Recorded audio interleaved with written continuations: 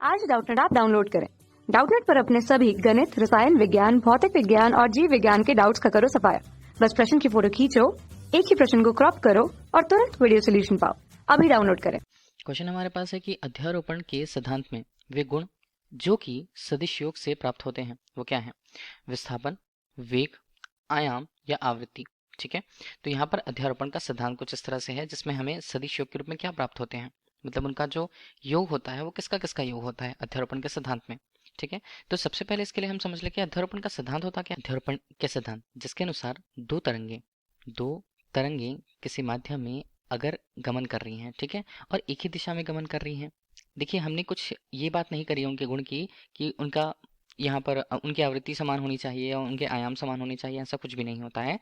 केवल दो तरंगे अगर एक ही दिशा में जा रही हैं और गमन करते हुए किसी बिंदु पर वे मिलती, उस बिंदु की बात कर लें, उस बिंदु पर कोई कण मौजूद होगा। ठीक है, उस कण पर दोनों तरंगे क्या होती हैं, वो उसे अलग अलग तरह से विस्थापित करना चाहती हैं। ठीक है, तो दोनों का परिमाण अलग अलग होता है।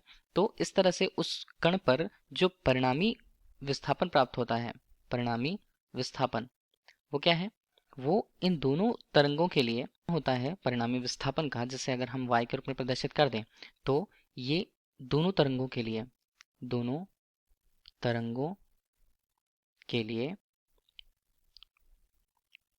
अलग अलग उनके विस्थापन के सदिश योग के बराबर होगा।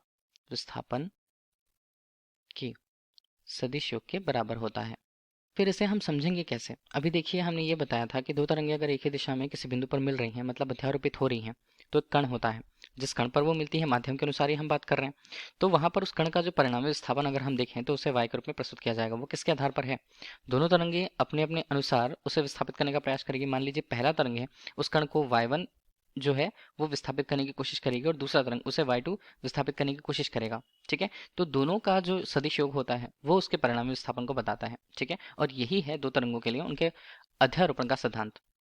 हमने अध्यारोपण के लिए केवल दो तरंगों को लेकर के बात करी है। यहाँ पर दो या दो से अधिक तरंगे हो सकती हैं जो अध्यारोपित होती हैं, तो उनके अनुसार ये संख्या जो है वो बढ़ती जाएंगी। ठीक है, अगर हमने 3 कण ले लिए या उससे अधिक कण लिए तो कुछ इस तरह से जो है वो बढ़ते जाएंगे। ठीक, तो इसे ही हम बोलते हैं सदिश योग। तो कौन कौन से गुण होते हैं? देखिए, हमने बात करी है विस्थापन की। अगर विस्थापन का मान अधिकतम विस्थापन के रूप में होता है, अधिकतम विस्थापन के रूप में, तो हम उसे क्या कहते हैं? उस अधिकतम विस्थापन को हम कहते हैं आयाम। ठीक है, तो ये आयाम होता है। इस तरह से हम देखें तो अधिकतम विस्थापन को अगर हम आयाम कहते हैं तो कहीं ना कहीं विस्थापन आयाम एक ही हमें राशि को दर्शाएंगे और उस राशि को हम एक गुण कहेंगे। और वही गुण क्या क्या हो सकते हैं? पहला है विस्थापन, ये तो हमने देख लिया, और दूसरा उसके संगत विकल्प सी के रूप में आयाम होता है। तो विकल्प ए और सी जो है विस्थापन और आयाम, यही बताते हैं अध्यारोपण के सिद्धांत में जो सदिश योग से प्राप्त हों। तो यही हमारे लिए क्वेश्चन का आंसर है। Thank you. कक्षा 6 से 12वीं से लेकर नीट, IIT, JEE वो एडवांस के लेवल तक 1 करोड़ से ज्यादा छात्रों का भरोसा। आज ही डाउनलोड करें डाउटनेट ऐप या व्हाट्सएप करें अपने सारे डाउट्स 8400 400 400 पर।